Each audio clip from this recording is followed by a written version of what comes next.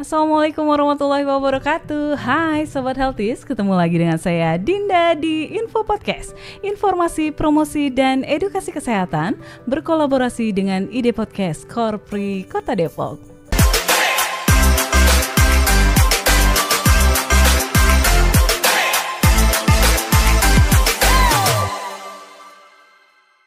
Oke Sobat Healthies, dalam rangka Hari Anti Narkoba Sedunia tahun 2025 yang jatuh pada tanggal 26 Juni 2025 yang bertemakan tentang memutus rantai peredaran gelap narkoba melalui pencegahan dan rehabilitasi menuju Indonesia Emas 2045. Oke, sudah hadir di hadapan saya narasumber yang luar biasa dari BNN Kota Depok. Beliau adalah Bapak Purwoko Nugroho MSI. Assalamualaikum Bapak. Apa kabarnya nih Pak? Alhamdulillah luar biasa nih ya. Jadi setelah seminggu ini kita roadshow ini tetap harus semangat nih ya untuk bisa mengkampanyekan tentang bahaya narkoba nih. Tentunya. Saya panggil Pak Pur aja ya biar boleh, lebih akrab siap, ya siap, Pak Bu. Pur. Luar biasa nih Pak Pur ini adalah penggerak swadaya masyarakat ahli muda dari BNN Kota Depok. Tentunya sudah malang melintang ya bergelut di dunia pencegahan narkoba. Saya mau ngomong ya. Iya, saya mau ngomong dunia narkoba kok kayaknya serem banget gitu ya. Untuk pencegahan narkoba ini luar biasa sekali ya. BNN Kota Depok banyak sekali kegiatan yang sudah dilakukan tentunya ya Pak ya. Apalagi sekarang ini adalah masanya MPLS ya Pak, yang dimana anak-anak remaja, anak-anak sekolah itu tentunya harus mendapatkan edukasi tentang pencegahan dan bahaya narkoba begitu ya Pak ya. Nah, sebelum kita masuk ke tema tentang Hari Anti Narkoba di tahun ini, nah itu apa saja sih kegiatan-kegiatan yang sudah dilakukan BNN Kota Depok nih Pak? Selama setahun ini, ya nggak setahun ya, 6 bulan ini Bu ya? Iya betul sekali dari awal tahun. Ya jadi terima kasih Bu Dinda sudah mengundang kami nih untuk di acara Info Podcast nih gitu kan ya, luar biasa. Semangat dari teman-teman dari Dinas Kesehatan gitu ya untuk bisa membantu kami mengkampanyekan tentang bahaya narkoba ke seluruh masyarakat Kota Depok.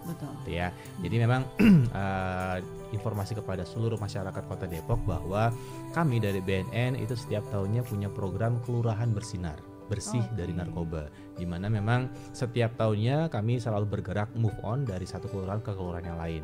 Di satu kelurahan tersebut kami mencoba untuk melakukan berbagai macam aktivitas, dari mulai kegiatan pembentukan penggiat, kemudian pembentukan remaja teman sebaya, ada juga informasi edukasi P4GN melalui berbagai macam media, melalui media spanduk, media poster maupun media-media lain juga, dan ada juga pelatihan life skill bagi masyarakat yang tinggal di kawasan rawan seperti itu Bu. Dan itu memang alhamdulillah sudah berjalan sampai dengan tahun 2025 ini ada total 13 kelurahan yang sudah terintervensi program Kelurahan Bersinar tersebut. Luar biasa bagus sekali. Namanya Kelurahan Bersinar. Bersih dari narkoba. Wow, keren sekali ya. Jadi sudah ada berapa kelurahan Pak? Total 13 di Kota Depok ya. Alhamdulillah. Pengennya kami semuanya Bu, tapi lagi-lagi keterbatasan anggaran Bu. Baiklah, bertahap begitu ya Pak ya tiap tahunnya. Betul. Ya mudah-mudahan nanti tahun depan bisa menyeluruh ke seluruh kelurahan di Kota Depok, 63 kelurahan di Kota Depok. Sehingga Kota Depok tentunya kita harapkan bersih dari narkoba itu tadi ya Pak ya. Iya. Baik, kalau sudah rutin nih dilakukan oleh BNN untuk pencegahan narkoba tentunya tidak hanya di sekolah tetapi juga sampai ke kelurahan dan turun langsung ke masyarakat. Kalau di Kota Depok sendiri ini ya Pak ya, banyaknya kasus narkoba itu narkoba yang seperti apa sih Pak? Ya. Kalau dulu-dulu mungkin kita sering mendengarnya ada ganja, ada sabu gitu kan ya. Sekarang ini yang lagi agak ngetren, yang artinya banyak terjadi pengungkapan itu Sinte Bu. Apa pernah tuh Pak? dengar Sinte? Saya belum pernah. Ya, jadi Sinte mungkin kurang begitu familiar, tapi kalau saya sebutkan tembakau gorila, jadi lainnya itu ya nama lain dari Sinte itu adalah tembakau gorila. Jadi di mana tembakau biasa namun ditambahkan zat kimia, ada albekuminaka dan segala macamnya, jadilah dia ganja sintetis. Istilah sinte dari sintetis, tisnya dihilangkan jadilah sinte. Jadi itu sebuah istilah yang diciptakan oleh pengedar supaya mengelabui kita. Sinte apa sih sinte? Itu ternyata adalah tembakau gorila. Oke, jadi itu yang sedang marak di masyarakat sekarang ya. Tidak hanya di masyarakat, di pelajar pun sudah banyak yang menggunakan sinte itu. Menyedihkan ya Pak ya. Banget, karena memang tidak hanya remaja SMA, SMP, SD sudah ada yang menggunakan sinte. Oh begitu. Betul. Wow, mengerikan ya Sobat Healthies ya. Betul. Jadi alhamdulillah nih kita hadirkan Pak Pur, banyak insight juga yang kita terima bahwa narkoba itu banyak jenisnya ya, bukan hanya yang dulu-dulu aja yang kita sabu ya, ekstasi dan segala macam, tapi juga jenis barunya ada gitu ya. Nah, boleh dijelaskan nggak nih Pak, apa aja sih jenis-jenis narkoba dan juga apa sih dampaknya untuk kesehatan tubuh manusia gitu? Oke. Jadi kalau kita coba untuk membedakan antara kata narkoba dengan narkotika, gitu ya. Kalau kita bicaranya narkoba itu ada 3 zat, narkotika, psikotropika, bahan aditif, gitu ya. Jadi ini pertanyaan tricky sebetulnya ketika kami datang ke sekolah-sekolah, ketika menanyakan apakah ada yang sudah pernah mengkonsumsi narkoba, gitu kan ya. Saya yakin semuanya pasti pernah di bahan aditif. Oh iya ya, seperti tidak hanya narkoba yang memang berat banget ya, betul. Tapi kan kopi dan teh masuk ke dalam ya bahan Pak, aditif. betul. Gitu kan. Rokok juga kan. Rokok juga masuk dalam situ. Jadi makanya sebetulnya kalau kita bicara konteksnya narkoba itu luas, gitu kan ya. Ada 3 zat di situ, narkotika, psikotropika, bahan aditif, gitu ya.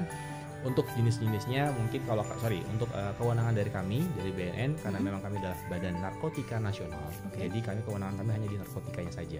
Untuk psikotropika dan bahan aditif sementara ini bukan kewenangan kami, gitu kan ya. Tapi mengingat banyaknya penyalahgunaan psikotropika, kemudian ada obat-obat yang sekarang mungkin Bu Dinda pernah dengar juga, ada tramadol, heximer dan trihexyphenidyl yang seharusnya dijual di apotek dengan resep dokter, tapi diperjualbelikan di toko-toko obat, bahkan di toko-toko voucher pulsa dan sebagainya, gitu kan ya. Berkedok itu tapi di belakangnya memperjualkan tramadol, diperjualbelikan kepada para remaja.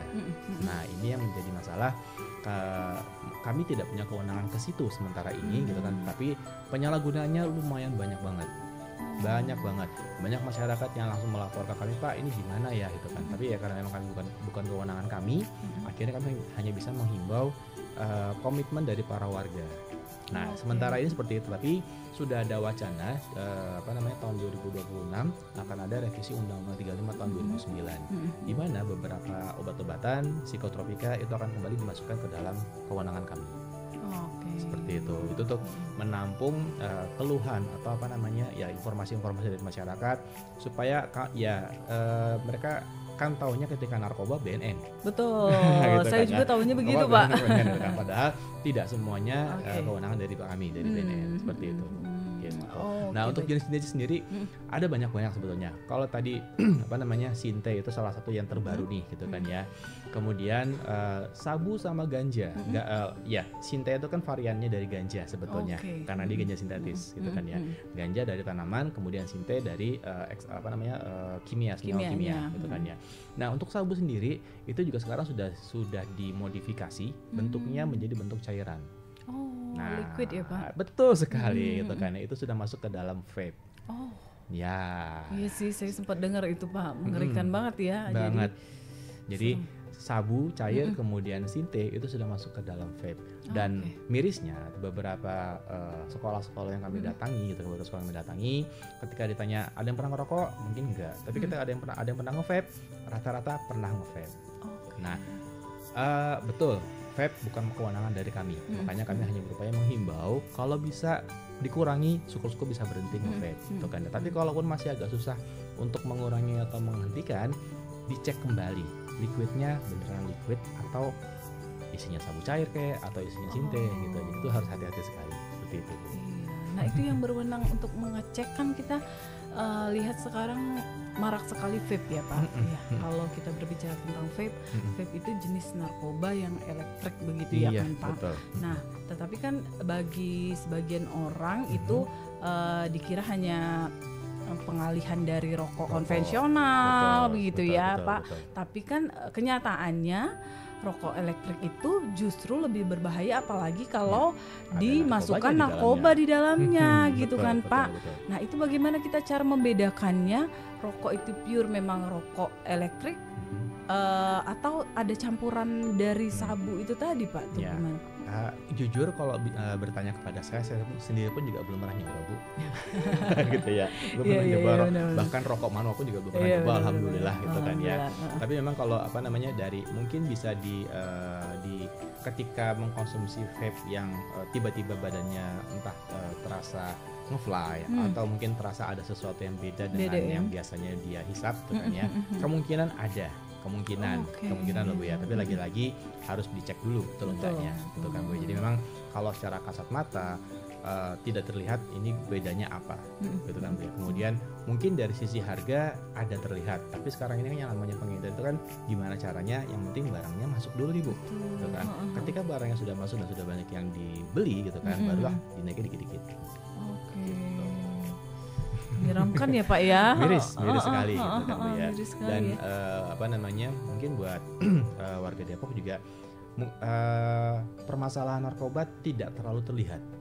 Seolah-olah ya artinya mungkin kota Depok itu aman dari narkoba gitu kan ya. Tapi kalau Ibu terjun ke lapangan langsung gitu kan Bu ya. Saya sendiri pernah menemukan kelas 5, kelas 6 SD sudah mengkonsumsi tidak hanya 1 tapi 4 jenis narkoba. Gitu ya Bu ya. Dia pakai sinte, dia pakai sabu, dia pakai tramadol, dia pakai lem. Gitu ya Bu ya. Itu anak jalanan sebetulnya gitu kan. Kemudian ada juga anak kelas 2 SMP gitu kan sudah mengkonsumsi dia sinte sama amer, anggur merah gitu. Jadi banyak banget pengalaman MPLS kemarin pengalaman yang 2-3 hari lalu lah gitu kan ya. Ketika saya nanya narkoba gitu kan, mereka dengan lancar menjawab, "Pak, pernah minum kawa-kawa nggak Pak?" Gitu kan, "Pernah minum." Wah saya nggak pernah gitu kan. "Pak, rasanya anggur, rasanya amer kayak gimana?" Jadi artinya mereka pengen tahu gitu ya. Kemungkinan sudah pernah. Kemungkinan gitu karena mereka dengan lancarnya tahu jenis-jenisnya gitu ya Pak. Seperti itu. Gitu loh Bu. Jadi di kalangan remaja itu bukan hal yang tabu lagi begitu ya Pak. Betul. Mereka membicarakan itu di wilayah-wilayah perbatasan, di wilayah-wilayah yang mungkin agak jarang terjamah oleh BNN, oleh mungkin pemerintah juga mungkin belum terjamah gitu kan Bu ya. Disitulah celahnya bagi para pemilik untuk bermain di situ. Mereka mempengaruhi anak-anak di situ, mempengaruhi masyarakat di situ, sehingga seolah-olah itu adalah hal yang wajar, hal yang lumrah gitu kan Bu ya. Ketika itu sudah menjadi hal yang wajar, kemudian kami masuk ke situ, pasti akan jadi pertanyaan adalah kenapa ngurusin hal yang sudah biasa di sini gitu kan Bu. Jadi mungkin PR buat kita semua di sini gitu kan untuk tidak hanya wilayah-wilayah yang kota-kota ya Sukmajaya atau apa, tapi wilayah-wilayah pinggiran pun juga harus kita jamah juga supaya bisa terhindar dari bahaya penyalahgunaan narkoba ini. Oke, baik. Jadi mengerikan sekali ya Pak, miris ya remaja kita tuh menjadi targetnya betul. Penyalahgunaan narkoba. Nah, kalau bicara penyalahgunaan narkoba itu bedanya dengan penggunaan narkoba tuh apa sih Pak? Oke. Jadi kalau kita ingin merujuk ke Undang-Undang 35 tahun 2009 gitu ya, itu ada 3 definisi sebetulnya, kan ya, penyalahgunaan narkoba, korban penyalahgunaan narkoba, dengan pengguna narkoba. Oke, ada 3 jenis ya Pak. Nah, gitu kan ya. Kalau dia korban penyalahgunaan narkoba, itu adalah orang yang pertama kali. Jadi misal gitu kan ya, saya belum pernah pakai narkoba, tiba-tiba dijebak sama teman saya gitu kan, ada minuman isinya adalah entah mungkin isinya dicampur dengan ekstasi atau sebagainya. Saya meminum itu, kemudian saya menunjukkan gejala gejala setelah pasca minum gitu kan Bu ya. Saya adalah korban pertama kali gitu kan Bu ya. Kemudian tapi saya masih belum dinyatakan sebagai penyalahguna narkoba. Gitu ya, korban tadi masih ya korban, Pak. betul gitu kan ya. Dinyatakan sebagai penyalahguna narkoba ketika sudah ada tes konfirmasi, ketika sudah ada asesmen dari konselor, dari psikolog juga menyatakan bahwa saya sebagai pecandu narkoba. Oh, kalau itu udah penyalahguna kecanduan narkoba, gitu, betul. penyalahgunaan. Oke. Gitu kan. Kalau pengguna narkoba itu adalah umum, jadi lebih kepada apa namanya, termasuk bandar pengedar pun masuk di dalam situ. Oh, Gitu ya, Bu, pengguna ya Pak. Gitu kan, itu masuk ke dalam situ. Jadi memang ada 3 definisi di dalam Undang-Undang 35 tahun 2009, ada tiga istilah itu, gitu. Oke, jadi kan kalau ada 3 kategori lah istilahnya ya Pak. Tentu saja intervensinya berbeda begitu ya Pak? Oh, pasti, Nah, betul. untuk korban narkoba, kemudian dengan penyalahguna narkoba dan juga pengguna narkoba gitu ya Pak ya. Nah, untuk di tahap rehabilitasi, balik lagi ke tema Hari Anti Narkoba Sedunia tahun 2025 kan memutus rantai peredaran gelap narkotika atau narkoba ya melalui pencegahan dan rehabilitasi menuju Indonesia Emas 2045 ya. Bagus sekali sebenarnya temanya ya Pak. Intinya adalah pencegahan. Nah, itu bagaimana Pak konsep untuk temanya di tahun ini untuk memperkuat pencegahan penyalahgunaan narkoba ini? Ya, jadi tema itu kami adopsi dari tema yang diangkat oleh UNODC, lembaga PBB yang menangani masalah salah satunya adalah narkoba, Bu. Dan memang lembaga ini memang sudah berkali-kali gitu melakukan penelitian, kemudian melakukan berbagai macam upaya tindakan juga. Dan di situ sudah ada kesimpulan sebetulnya bahwa lebih baik kita fokus kepada upaya pencegahannya, gitu ya. Upaya pencegahannya itu ketimbang kita melakukan tindakan represi. Karena memang sebetulnya sudah ada contoh nyatanya sebetulnya itu kan, bahwa ketika pertama kali ada konvensi PBB terkait dengan pembuatan undang-undang narkotika di dunia gitu kan Bu ya. Konvensi PBB tahun 61 kemudian digaungkan oleh Amerika. Pada saat itu Amerika melakukan memukul rata, jadi antara pecandu dengan pengedar semuanya dihukum pidana, gitu ya. Dengan maksud mungkin ingin memutus supaya jangan ada lagi peredaran narkoba di Amerika saat itu. Tapi nyatanya selama 10 tahun berlangsung seperti itu, yang ada lapas di sana penuh, bahkan kasus narkobanya makin meningkat. Artinya tindakan represif tidak tidak cukup efektif untuk bisa menurunkan peredaran gelap narkoba, gitu ya. Sementara di satu sisi negara Belanda waktu itu sudah mengadopsi program rehabilitasi ini dan paling tidak sudah mulai menurun angka peredaran gelap narkoba saat itu di Belanda. Oleh karena itu tahun 71 Amerika pada akhirnya mengadopsi program rehabilitasi ini dan berupaya untuk semakin gencar melakukan upaya pencegahan ketimbang represi. Bukan berarti represi ditinggalkan, tetap ada itu, tapi memang sasarannya kepada para pengedar, para bandar. Sementara bagi yang belum pernah pakai atau yang sudah pernah pakai, dilakukanlah upaya pencegahan dan rehabilitasi. Seperti itu, Bu. Jadi rehabilitasi itu untuk pengguna, bagi para pengguna pecandu narkoba begitu ya Pak. Tentu saja ini pencegahannya ini harus lebih intensif gitu ya Pak. Pastinya. Karena remaja kita ini kebanyakan mungkin korban ya Pak ya. Betul. Yang pengen jiwa remajanya itu emang lagi pengen mencoba sesuatu yang dibujuk teman-temannya dan itu salah gitu ya kan Pak. Betul, jadi pergaulannya ke arah yang tidak baik gitu ya. Nah itu mungkin salah satu korban anak-anak remaja kita ya. Nah itu pencegahan seperti apa sih Pak yang sudah dilakukan BNN dan pencegahan apa yang paling efektif nih untuk remaja-remaja kita terutama di Kota Depok? Jadi kalau memang berbicara tentang pencegahan, kita memang upaya pencegahan yang dilakukan oleh BNN itu dilakukan tidak hanya sebatas di lingkungan pelajar atau di masyarakat. Kami melakukan pencegahan dari mulai sejak anak dikandung sama orang tuanya, gitu ya. Tapi bukan berarti kami bicara sama anaknya gitu kan ya. Bicara kepada ibunya, orang tuanya, betul ya. Itu kan bagaimana si ibunya ini melindungi anaknya dengan asupan-asupan yang bergizi.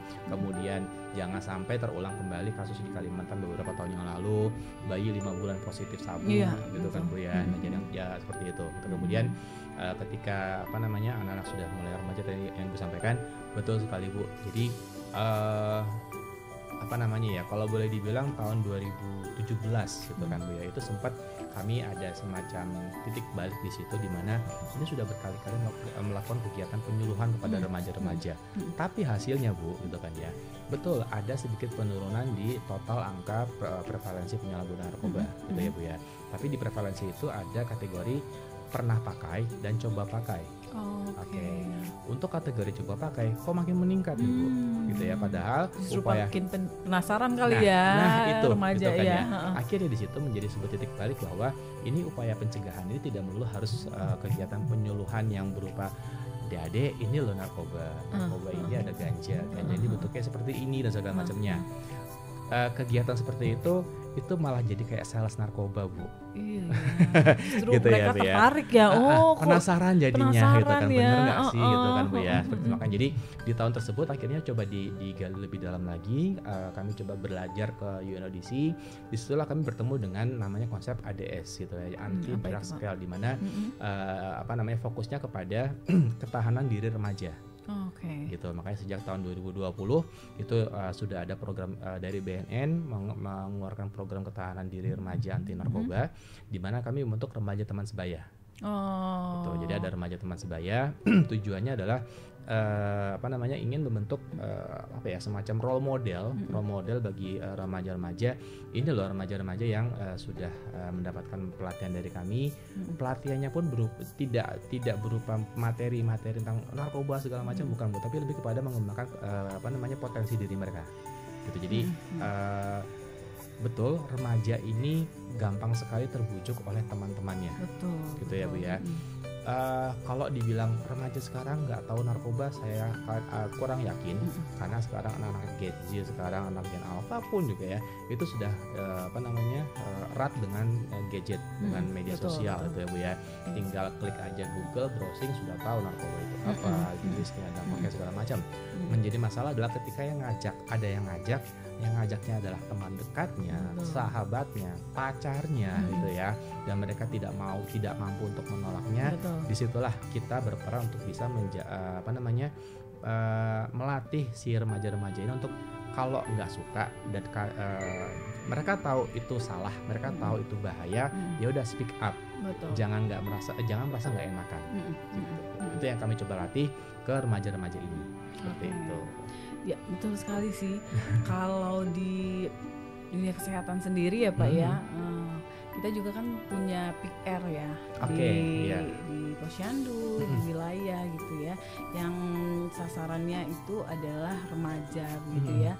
Bagaimana konselor teman sebaya itu menjadi sangat penting, karena mereka bisa saling curhat. Begitu kalau sesama remaja kan. Betul. Ya Pak, kalau curhatnya sama nakes atau sama orang yang lebih tua, biasanya sering kayak digurui atau dinasehati begitu ya. Tapi dengan konselor teman sebaya itu mereka lebih luas gitu untuk berbicara ya. Betul. Baik, jadi di BNN juga ada melakukan itu ya Pak ya. Konselor sebaya seperti itu. Oke, dan memang remaja sekarang itu memang harus kita beranikan untuk menolak begitu ya. Betul, Pak, karena ya? memang apalagi dengan yang Gen Z sekarang ini, mereka merasa cuek aja gitu kan ya, bersikap ya masa bodoh lah kasarnya kurang lebih gitu. Jadi itu yang kita coba untuk mengembangkan, pertama tadi speak up, kemudian peduli dengan lingkungan sekitar. Kalau memang mereka tahu ada teman mereka yang sudah pernah pakai gitu kan ya udah ajak aja itu kan, atau kalau memang tahu ada beberapa temannya pernah pakai atau gimana, bisa melaporkan kepada gurunya atau apa gitu kan. Jangan seolah-olah ya udah yang penting saya nggak pernah nih, udah selesai gitu. Ya, berani speak up ya speak Pak up ya. Itu yang penting sih sebetulnya gitu. Nah, kalau remaja itu sendiri sebenarnya sudah familiar dengan narkoba itu sendiri ya Pak ya. Nah, bagi remaja-remaja yang masih belum tahu nih, misalnya anak-anak Gen Alpha lah ya Pak ya, yang masih SD gitu kan.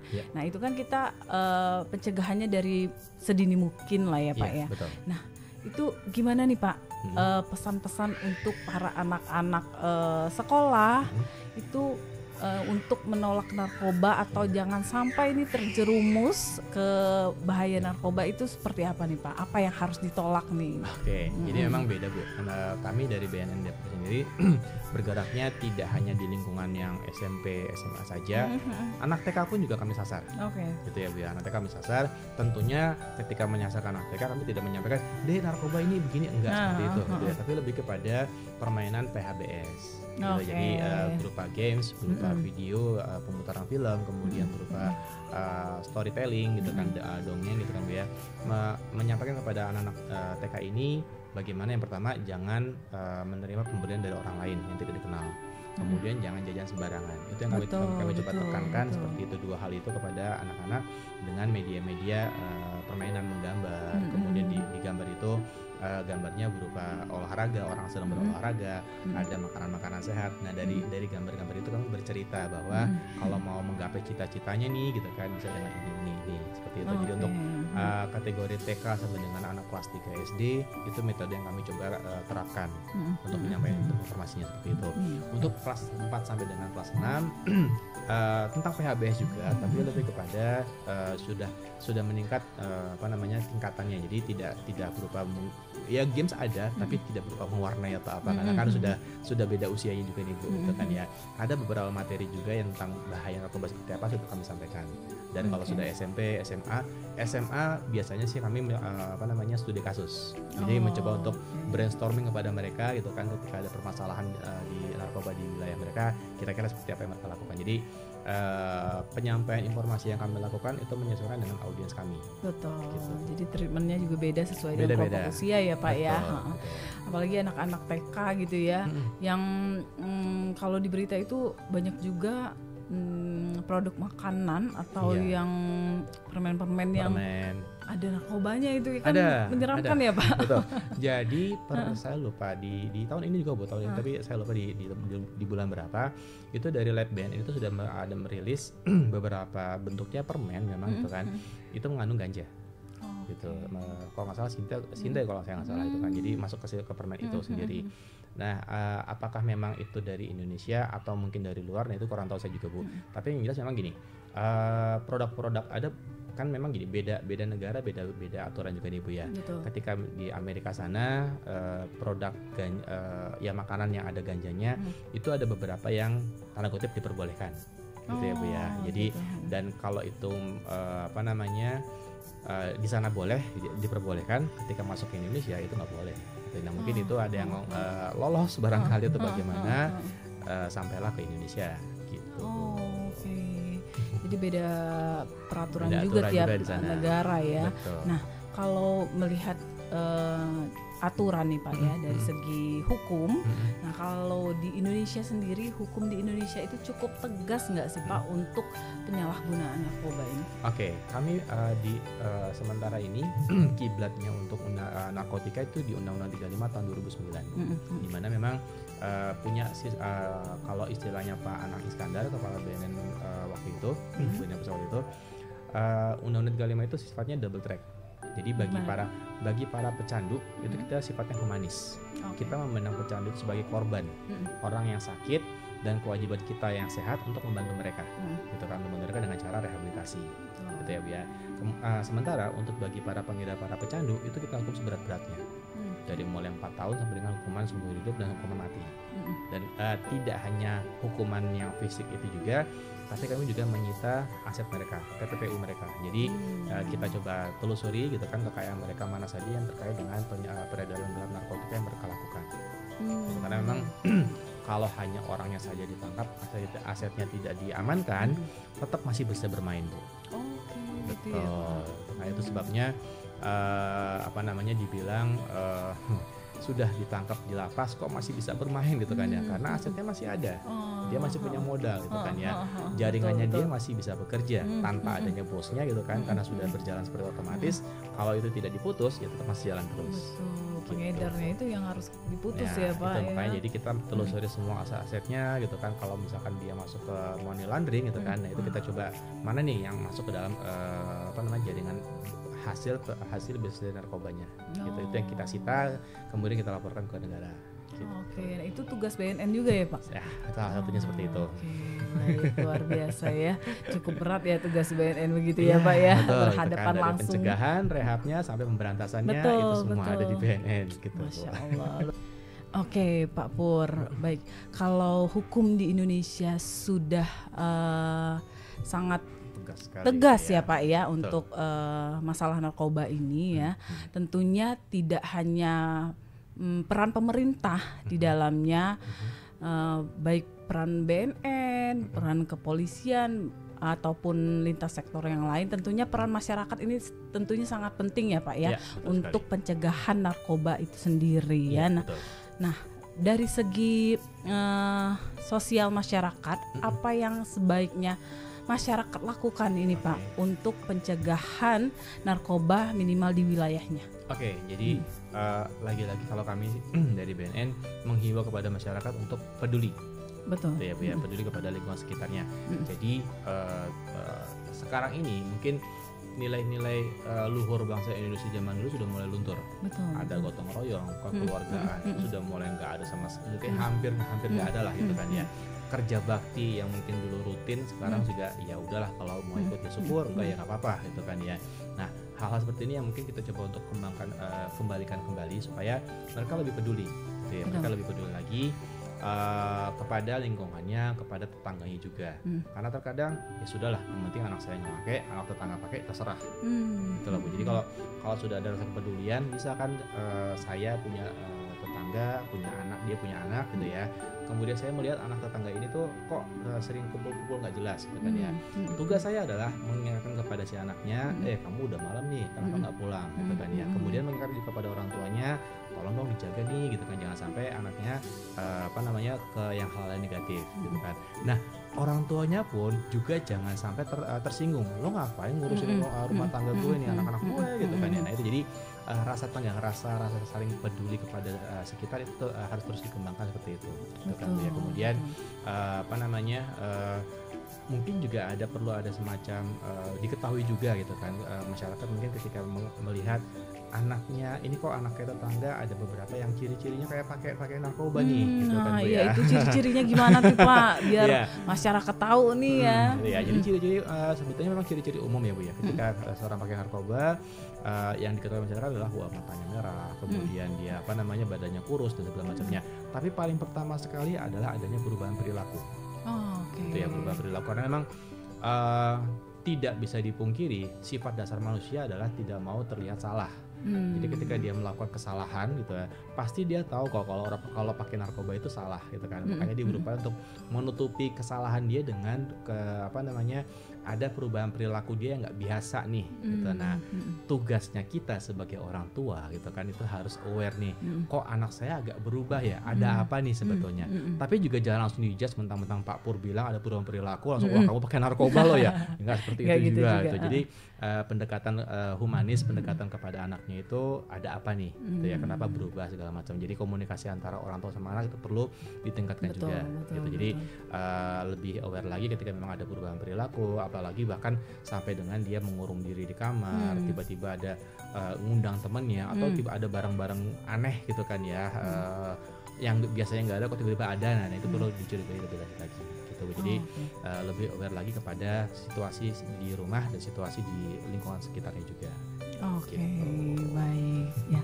Jadi bagi warga Kota Depok yang punya anak, terutama anak remaja ini ya, harus lebih aware lagi, harus lebih care lagi kepada anaknya, jadi peduli gitu ya. Tidak hanya orang tua tapi juga peran sosial di masyarakat juga harus peduli dengan sesama gitu ya, sesama tetangga gitu ya. Jadi kalau ada yang terindikasi atau terlihat seperti pengguna narkoba, nah ini lapornya kemana nih Pak Pur? Jadi kalau ada seperti itu, masyarakat tidak perlu takut, tidak perlu sungkan, bisa datang ke kantor kami, nanti bisa datang melapor ke kami atau melalui ke DM kami juga boleh di Instagram kami di @infobnn_kota_depok, bisa silakan DM di situ, sampaikan permasalahan yang ada, nanti insya Allah akan kami tindak lanjuti. Jadi tidak perlu takut untuk melapor. Kalau misalkan Pak ada anak saya pernah pakai narkoba, gimana caranya bisa rehab? Bisa datang kantor kami gitu kan, atau bisa konsultasi dulu ke via DM bagaimana cara-caranya gitu kan. Kemudian nanti akan disampaikan lebih lanjut. Dan informasi juga Bu, untuk rehab sendiri, rehab pecandu narkoba itu gratis, tidak dipungut biaya. Gitu ya Bu ya. Jadi masyarakat tidak perlu khawatir, wah rehab itu mahal, rehab itu berbagai macam syaratnya susah gitu kan. Tidak, cukup tinggal datang kantor BNN, kemudian kita bantu untuk bisa lepas dari narkoba. Dan tidak anggapan rehab itu kan selalu melulu harus dirawat inap, tidak juga. Kalau memang dia masih adiksi ringan, artinya masih coba-coba gitu kan, baru sekali 2 kali pakai, masih bisa rehab rawat jalan. Gitu. Jadi pertemuannya pun kita fleksibel. Jadi tidak harus si klien yang datang ke kantor BNN, tapi bisa kalau misalkan rumahnya terlalu jauh atau terlalu sibuk, bisa melalui video call, telekonseling. Bisa gitu. Ya Pak, didampingi sama konselor gitu ya. Jadi nanti janjian saja jam berapa mau call dengan konselornya nanti. Kemudian nanti ya udah melalui video call itu kita ngobrol-ngobrol lah, curhat-curhat lah antara si klien dengan konselor itu. Gitu. Dan itu dilakukan selama 8 kali pertemuan, selesai. Dan itu gratis ya Pak? Gratis, tidak dipungut biaya. Kalaupun harus dirawat inap, ternyata dia adiksi berat, harus dirawat inap, kita akan rujuk ke Lido. Dan biayanya pun gratis. Gitu. Sementara ini memang Lido itu untuk Indonesia, se-Indonesia, makanya dia sistem waiting list. Nah, kalau memang misalkan kami ada pecandu yang harus dirujuk ke Lido, sementara waiting list, kami memudahkan untuk si pecandu ini sementara dulu untuk rawat jalan. Jadi konseling dulu bertahap nih gitu kan, sampai dengan waiting listnya udah habis, udah ada slotnya lagi, baru masuk ke situ. Tentunya kita harapkan warga Kota Depok ini tidak ada yang direhab ya Pak ya. Ya, tapi itu dia. Kalau memang sebagai pecandu nggak usah takut melapor. Jadi tidak dipungut biaya alias gratis, tidak dipidana, tidak dipenjara, dan kerahasiaannya pun terjamin. Itu yang paling penting ya Pak ya. Betul. Takutnya yang melapor itu jadi TO atau jadi datanya disebarluaskan kan, jadi masyarakat takut untuk melapor, padahal datanya dirahasiakan tentunya. Saya sendiri sebagai anggota BNN sudah 13 dari tahun 2013 sampai dengan sekarang ini gitu kan ya. Saya tidak tahu by name by address. Saya cuma tahu misalkan jumlah totalnya ada berapa, dari kelurahan mana. Laki-laki perempuan berapa, sudah itu saja Bu. Gitu ya. Yang tahu data by name by address hanya teman-teman di tim rehabilitasi dan Pak Kepala kami.